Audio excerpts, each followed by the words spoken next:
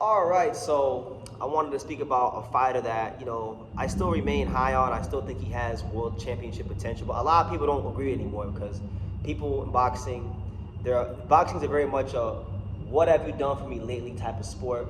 And so regardless of a fighter's skill set, their ceiling, fans will just say, you know what, he ain't that good. He ain't what we thought he was, and that's fine. That's fair, and that's fine. Diego Pacheco, he's had some pretty mid performances, pedestrian, average. Most recently against Kevin Lele Sajo back in December of last year. And he's been going through a bit of a transitional period. He was with the Benavidez camp and Jose Benavidez Sr. Right. He decided he wanted to go his own direction. Then he went back to one of his old coaches. Didn't look so good. Now he's with Buddy McGirt. He's training with Buddy McGirt. And what we're going to talk about in this video is just that whole partnership. How do we think it could work out, and when do you think we'll see Pacheco in a notable fight? So we'll start with the Buddy McGirt stuff first. So Pops, Buddy McGirt, great fighter, great trainer as well. Mm-hmm. He's known for keeping things very simple for his fighters, working with longer, taller fighters with good jabs. Think of guys like Sergey Kovalev after he got knocked out against Ward. Even Arturo Gatti, after he had a lot of wars, he had to get back to basics, and a whole host of other guys. So Pops, what do you think Buddy McGirt could give Diego Pacheco, and how could he grow as a fighter? Well, I'll be honest with you. I'm a firm believer of if it's not broken, don't fix it. And I'm gonna rehearse back to Benavidez Jr. Yeah. Okay. When Pacheco was with them, he was winning. He had everything going for him. This and that. In my opinion, I don't think that he should have left Benavidez Jr. I think if it's not broken, don't fix it. Let it the way it was. And in the last two fights that I've seen for him, and like you were saying, like everybody else, it's been a big disappointment. Making you question Your quality of the fighter that you are shouldn't change because you went to a trainer or another trainer. You should still be that fighter. You should have that killer. All those things. I didn't see that. I could also say it could be mental. It could be a mental letdown that you had that we really don't know. Vice versa. But to me, it's no excuse. When people perceive you to be that fighter, and you've always come out that way, and you go to these other places, you look lost from the first fight I seen with the other guy. Then with this other guy, I don't know. McGirt will teach him. We'll teach him and get him right. The question is, how is he going to come out from that? How is he going to be? He's going to have those questions from his last two fights, believe it or not. Mm-hmm. How are the fans going to perceive me? If you don't go in there, and I'll say one of the other coaches say, if you don't go in there and put a good choke, you're not going to be that fighter. So for me, I still have my questions. I don't have my questions on what the talent, the skill level, the ceiling. Yeah, because he got that.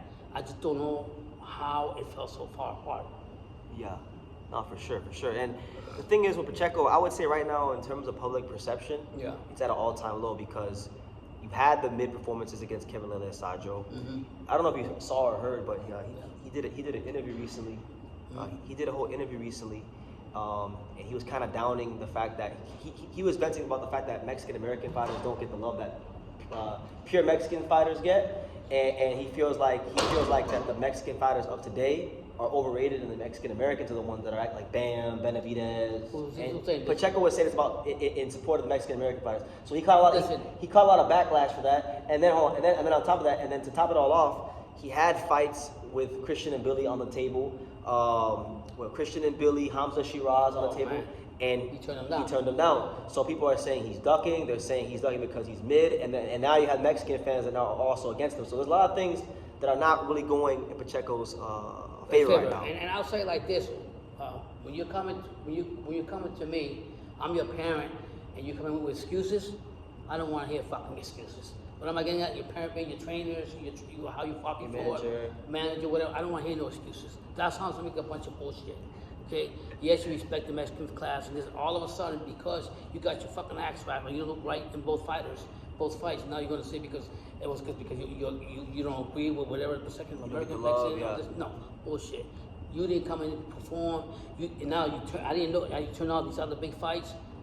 Are you really a true Mexican fighter then? Are you that bull or whatever you want to call it? So then, of course, they're gonna raise questions, and then when you back it up with your performances in the ring, I'm gonna go back with that. It goes back to your You're not showing improvement. So you're not showing. So I don't know about McGirt.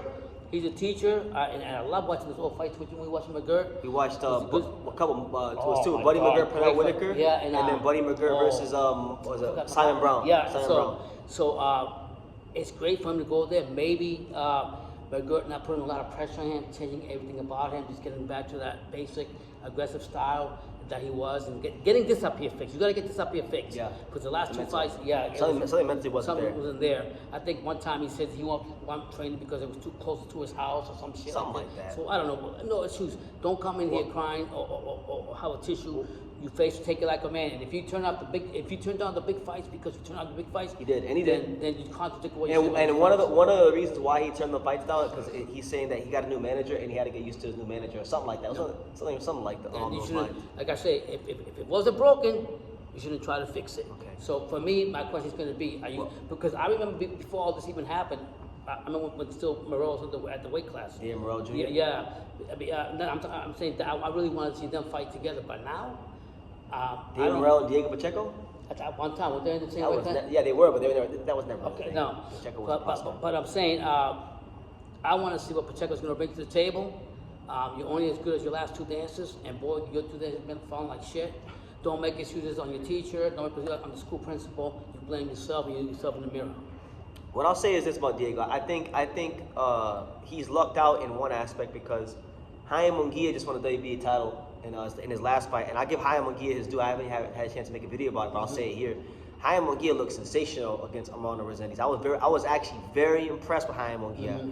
If we would have got that Chaim Munguia years ago, you wouldn't have gotten all these negative videos behind Munguia because that was I don't know stellar. That was stellar. It was stellar performance. The way he was boxing and moving and going to the body on Resendiz. But I've always thought, because I know that was a fight that Diego really wanted, was him and Chaim Munguia. And Chaim Munguia now has a belt. And I feel like in LA, that's a big fight. You know, Mexican who trained with Canelo, who's been champion multiple times. Pacheco from the area, coming to you live and direct from South Central.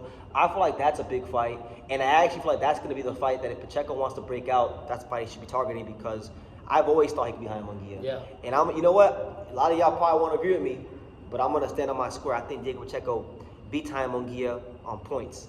I don't like people look at Diego's height and his range and they want him to be like a Mexican Chicano Tommy Hearns. And I don't see him like that. I think Pacheco is what he has. It's a quality that fans may not like. Yeah. But he has that same quality, and I'm not saying he's as good as these guys, but I'm saying his mental approach is very much the same. Yeah. He has the same quality that Devin Haney has and Dimitri Bivol has, which is the fact that he's gonna do what he's good at. He's gonna box within himself. Not gonna change. And sometimes, many times, that's gonna produce fights that are not exciting for the fans. Right. But you know what's gonna happen at the end of the fight? He gonna get his hand raised. Yeah. And at the end of the day, that's what matters, is getting your hand raised. So I think if he fights Munguia, as good as Munguia looked against Resendiz, I feel like Resendiz's style was good for a guy like Munguia. He's short, he comes forward. He could fight that way against Resendiz. Fighting against Pacheco's reach is like an 82-inch reach, 6'4", different type of challenge. And I don't think that he should all of a sudden now feel that because he has his own way and his own style on how he fights in the ring, that he should it's not Mexican-like or whatever the naysayers or whatever he feels like. Just stick to how you've been winning. Go back and refresh your film study on your last your best performances. Yeah, and look at what you do and keep doing that. And I'll say it again. I think a lot of the last two fights it's been the mental game from him, and somehow we know how we live in society with people being have the mental thing lapse. So I think with McGirt is a new start, starting more or less over, so to speak, and maybe his mind will be changed because he is a talented specimen. You've always said, since you know him, out of your top 5 fighters that came out in that class. As far as the guys that Matchroom Boxing signed straight from the amateurs, so Raymond Ford, Arthur Jones III, Mark Castro, Nikita Abibi, and a couple other guys. That was the guy I was highest on from years ago. You still like it? I want to throw one last thing out there. I know I'm gonna get you talking in a minute. I mentioned this. Okay. If Pacheco for some reason he can't get one of the champions or a big name, and he picks this guy, I think this could be a good fight for him. Have to be careful because he might lose this fight if he's not careful. Right.